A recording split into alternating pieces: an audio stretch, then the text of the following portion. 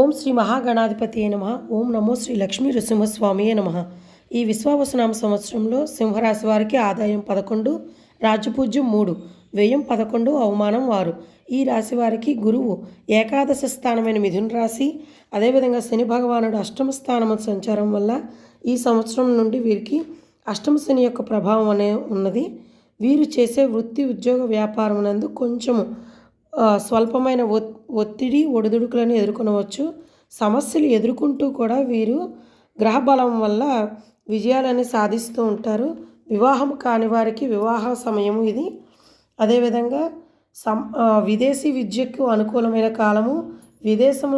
విదేశములలో వ్యాపారం చేసేవారికి, ఆన్లైన్లో వ్యాపారం చేసేవారికి కూడా ఈ సమయం అనేది అనుకూలమైన సమయం. సమాజంలో గౌరవం పెరుగుతుంది, ఆర్థికంగా బాగుంటుంది. అన్ని విధాల్లో బాగున్నప్పటికీ కూడా కొంచెం ఆరోగ్యం మీద శ్రద్ధ అనేది పెట్టవలసిన కాలము. శ్లేష్మ సంబంధిత అనారోగ్యములు అనేవి కలగవచ్చు. ప్రతి సమయమునందు కూడా సమయం పాటిస్తూ ముందుకు వెళ్ళవలసిన సమయం. మరింత అనుకూలమైన ఫలితాల కోసం ఆంజనేయ స్వామి యొక్క ఆరాధన మంచిది. స్వస్తి.